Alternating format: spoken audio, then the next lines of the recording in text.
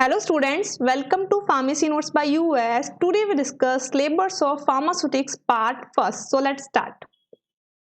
तो students B pharma के syllabus की अगर मैं बात करूं तो बी फार्मा के अंदर you have a different syllabus and B pharma first semester के अंदर मैं बात करूं तो अपना एक सब्जेक्ट लगेगा which is known as B pharma BP 103T which is pharmaceutics first. उसके बारे में कि अपन को इसके अंदर क्या क्या पढ़ना होगा वो सारी की सारी चीजें मैं आपसे डिटेल में डिस्कस करूंगी।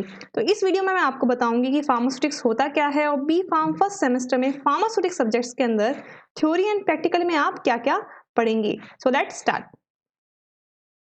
सबसे पहले अगर बात करें तो ऑब्वियस है 5 यूनिट्स आपके रहेंगी। 5 यूनिट में डिफरेंट टॉपिक्स रहेंगे फार्मास्यूटिक्स के। सबसे पहले अगर बात करूं फार्मास्यूटिक्स है क्या, तो एज यू नो कि आफ्टर 12th आप जब फार्मास्यूटिक्स की बात करें या फार्मेसी की बात करें तो pharmacy is branch to dispense medicine, यानी कि फार्मेसी एक ऐसा फील्ड है जहाँ पे आप कोई भी मेडिसिन है उसके डिस्पेंसिंग के बारे में स्टडी करते हो। अब डिस्पेंसिंग अगर हो रही है तो ऑब्वियस है वो किसी न किसी डोजेस फॉर्म में हो रही है। अब वो डोजेस फॉर्म कौन सा है जो कि फील्ड डिसाइड करता है, वो डिसाइड करता है pharmaceutics. You have a different branch in your B pharm syllabus, जैसे कि pharmaceutics, pharmacology, pharmacognosy. But pharmaceutics में अपने को क्या पढ़ने को मिलता है उसके बारे में अपन बात करेंगे। फार्मास्यूटिक्स की अगर मैं बात करूं तो जो भी डोजेस फॉर्म्स हैं, जैसे कि अगर मार्केट में आप देखें तो आपको डिफरेंट मेडिसिन देखने को मिलती हैं, आपको टैबलेट देखने को मिलती हैं, कैप्सूल्स देखने को मिलता है, इंजेक्शंस देखने को मिलते हैं। तो ये सारी की सारी डोजेस फॉर्म्स हैं। कुछ सॉलिड डोजेस फॉर्म्स हैं, कुछ लिक्विड डोजेस फॉर्म्स हैं, कुछ सेमी सॉलिड डोजेस फॉर्म्स हैं।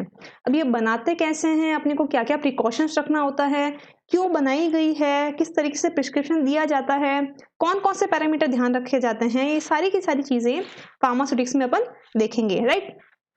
सबसे पहले सिलेबस में यूनिट नंबर फर्स्ट के बारे में बात करूं तो it have different topics. First is historical background and development of profession of pharmacy, यानी कि जो फार्मेसी प्रोफेशन है वो कहाँ से आया, इसका डेवलपमेंट कहाँ से हुआ, हिस्ट्री क्या है, रिलेशंस क्या हैं, एजुकेशन रेगुलेशंस क्या हैं, इंडस्ट्री एंड ऑर्गेनाइजेशन के अंदर क्या ध्यान रखना पड़ता है, फार्मेसी एज अ कैरियर अगर आप चूज करें तो फार्मेसी में आप आगे क्या क्या किस तरीके से स्कोप है, क्या क्या आप कर सकते हैं, ये सारी चीजें अपन देखते हैं।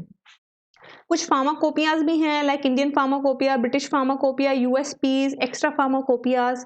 अब ये क्या है, अब ऑब्वियस है जैसे कि जो फार्मेसी डिपार्टमेंट है, जो फार्मेसी है, वो सारी की सारी ड्रग्स के बारे में आपको नॉलेज देता है। जैसे पैरासीटामोल है तो it is analgesic and antipyretic medicine, right. अब ये कहाँ से आई, इसका क्या डिस्क्रिप्शन है, इसका अपने को एनालिसिस करना होगा तो अपन कैसे करेंगे, दुनिया में कितनी कितनी जो सिंथेटिक एंड नेचुरल सब्सटेंस हैं जिनके क्या क्या यूज हैं, उनके लिए कुछ स्टैंडर्ड्स किताबें बनाई गई हैं। This is known as pharmacopoeias. Indian लोगों ने जो बनाई उसे कहते हैं इंडियन फार्माकोपिया, जो ब्रिटिश लोगों ने बनाई उन्होंने कह दिया ब्रिटिश फार्माकोपिया। यूएसपी की यानी कि जो यूनाइटेड स्टेट फार्माकोपियाज हैं, उस तरीके के कुछ डिफरेंट फॉर्मुलरीज हैं जो कि स्टैंडर्ड्स, या कि कौन सी ड्रग है, उसकी कितनी प्योरिटी रहती है, उसका यूज क्या है, किस तरीके से एनालाइज कर सकते हैं, ये सारी की सारी चीजें आपको उसके अंदर देखने को मिलती हैं। फिर आपके आएगा डोजेस फॉर्म्स। जैसा कि मैंने आपको बताया कि different type of doses forms होती हैं, liquid, semi solid and solids. अब ऑब्वियस है जैसे कि मैं कहूँ कैप्सूल, तो ऐसा तो है नहीं कि किसी के मन में आया कि उसने कैप्सूल बना दिया, किसी ने टैबलेट बना दी। There is must a reason behind everything कि कोई भी डोजेस फॉर्म क्यों बनी गई, वो लिक्विड क्यों बनाई गई, वो सेमी सॉलिड क्यों बनाई गई, उसके बारे में अपन एक जनरल इंट्रोडक्शन है जो कि डोजेस फॉर्म में देखेंगे। Then prescription. आप जब भी डॉक्टर के पास जाते हो, किसी प्रिस्क्रिप्शन, वो आपको एक प्रिस्क्रिप्शन लिख के देता है, तो उस प्रिस्क्रिप्शन के अंदर सबसे पहले वो क्या लिखता है, उसके बाद क्या चीज़ें लिखी जाती है, फिर क्या लिखी जाती है, इसका भी एक टर्मिनोलॉजी होता है। उसको हर चीज़ फिक्स तरीके से लिखनी होती है।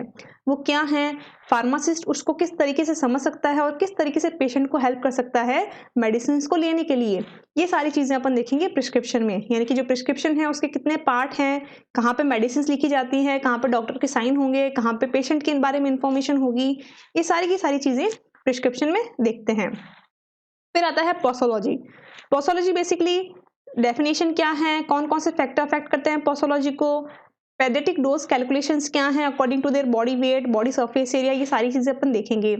अब पोसोलॉजी है क्या, अब जैसे ऑब्वियस है बहुत सारी मेडिसिन हैं, जैसे सपोज पैरासीटामोल है, बुखार को कम करती हैं, but according to age, according to weight, according to height, according to gender, उसके कुछ डिफरेंट इफेक्ट्स भी हो सकते हैं।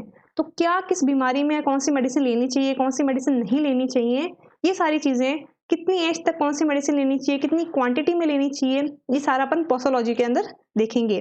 फीमेल पे कौन सी ड्रग किस तरीके से इफेक्ट करती है, मेल पे किस तरीके से इफेक्ट करती है, और अगर कोई डोज है जैसे कि 500 मिलीग्राम है पैरासिटामोल फॉर एडल्ट, तो वही अगर मुझे एक 12 साल के बच्चे को देनी है या फिर 12 महीने के बच्चे को देनी है, तो how to calculate this? This is known as paediatric dose calculation, and in this unit we calculate that particular things. Next बात करूं यूनिट नंबर 2 की, तो फर्स्ट इज फार्मास्यूटिकल कैलकुलेशंस। जैसे कि मैंने बताया कि बहुत बार है जो कि अपने को कैलकुलेट करना पड़ता है कि चीज़ एक्चुअल में अपने पास एक स्टैंडर्ड्स हैं, स्टैंडर्ड्स के बाद अपने को उसके अंदर से जो अपने को रिक्वायर्ड है वो अपन को एक्सट्रैक्ट करना पड़ता है। तो किस तरीके से करते हैं? तो there is different calculations in pharmaceutics like empirical, metric system, calculation involving percentage solution, alligation methods, proof spirit, isotonic solution based on freezing point and molecular weight. यानी कि बेसिकली एक तो कि भाई मेरे को 12 महीने के बच्चे को मेडिसिन देनी है और मेरे पास एक 500 मिलीग्राम डोज है जो कि एडल्ट की है, तो 12 महीने के बच्चे को मैं कितना दवाई दूंगी, ये कैलकुलेशन। दूसरी, मेरे पास एक कंसनट्रेटेड सॉल्यूशन है, उसको मुझे इतना डाइल्यूट करना है, तो कितना मैं पानी मिलाऊंगी, कितना वो सॉल्यूशन लूंगी, कितना कंसनट्रेट लूंगी, this type of calculations.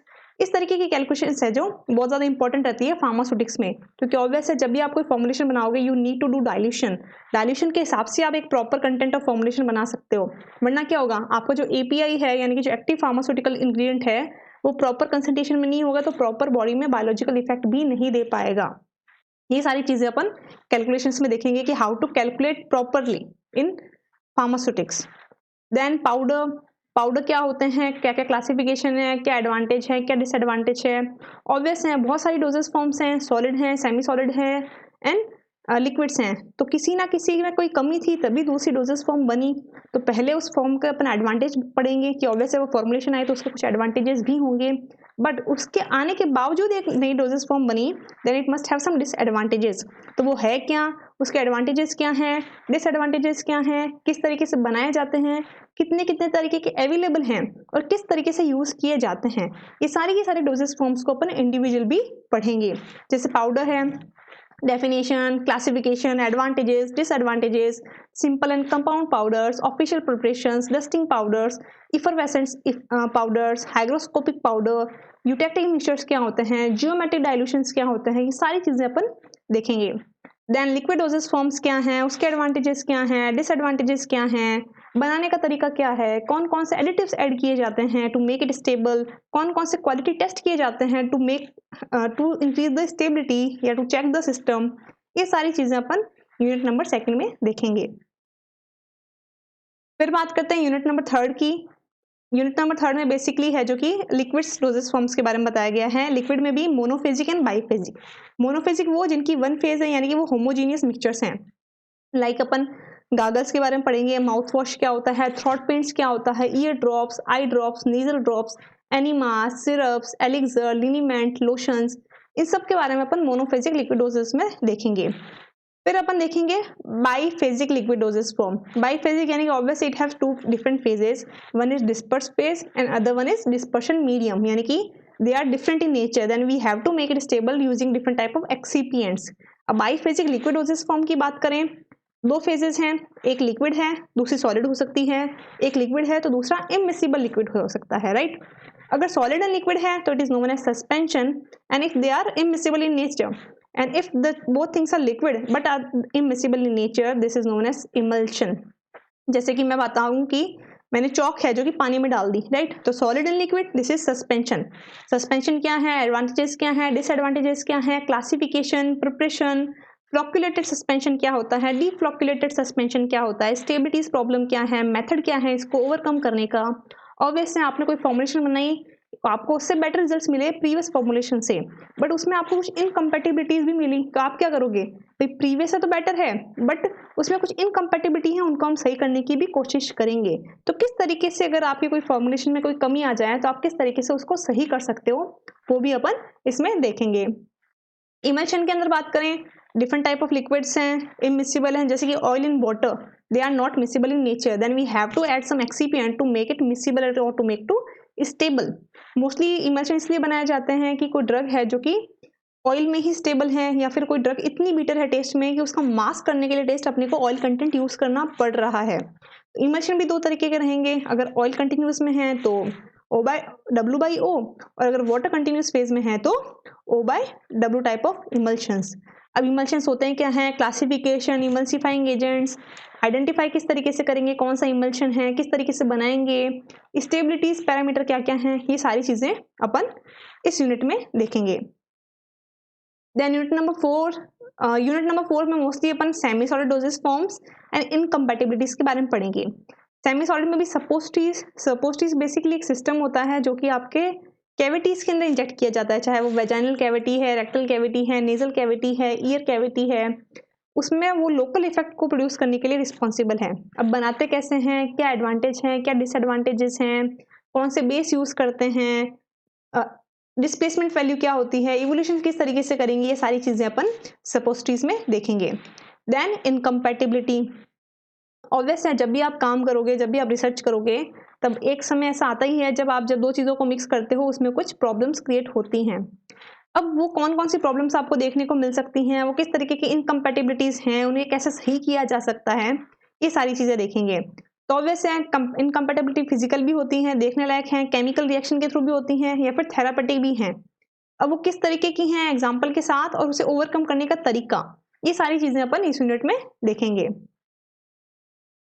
Unit number 5 and last unit की अगर मैं बात करूं तो यहाँ अपन देखेंगे कुछ semi solid dosage forms like ointment, cream, paste, jellies, इन सब के बारे में देखेंगे ये होते क्या हैं, एंड इसके एक्सीपेंट कौन कौन से यूज होते हैं, इवोल्यूशन करने का तरीका क्या है, क्लासिफिकेशन क्या है, कौन कौन से फैक्टर इफेक्ट करते हैं, ये सारी चीजें अपन unit number 5 semi solid dosage forms के अंदर देखेंगे।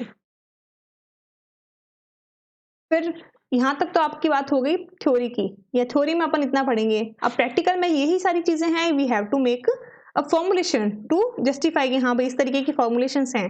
तो प्रैक्टिकल में अकॉर्डिंग टू पीसीआई सिलेबस आपको क्या क्या बनाना होगा उसके बारे में भी अपन बात कर लेते हैं। तो सबसे पहले सिर्फ बेसिक फॉर्मुलेशंस के बारे में आपको देखना होगा, फिर एलिक्सर्स, लिंक्टर्स, सॉल्यूशंस, सस्पेंशंस भी आपसे बनवाए जाएंगे और उसमें आपको क्वालिटी पैरामीटर्स हैं जो कि चेक किए जाएंगे, इमल्शंस, पाउडर एंड ग्रेन्यूल्स, ये सारी चीजें हैं जो कि आपसे बनवाई जाएंगी। Suppository, semi solid dosage forms like ointment आपसे बनवाए जाएंगे, जेल्स हैं जो कि प्रिपेयर करवाए जाएंगे, उनको इवोल्यूशन पैरामीटर दिखाए जाएंगे ताकि आप जो थ्योरी पढ़ रहे हैं उससे आप प्रैक्टिकली भी कोरिलेट कर सकें। और एक तरीके से जो स्मॉल स्केल पे आप बना रहे हैं वो समझाने के लिए कि लार्ज स्केल पे भी चीज़ें इसी तरीके से बनाई जाती हैं। बस फर्क ये है कि आप ये काम मैनुअली कर रहे हैं और लार्ज स्केल पे सारी की सारी चीज़ें इक्विपमेंट हैंडलिंग के थ्रू होती है। गॉगल्स एंड माउथ वॉश किस तरीके से बनाए जाते हैं, ये सारी चीज़ें हैं जो कि अपन इसमें प्रैक्टिकल में देखेंगे।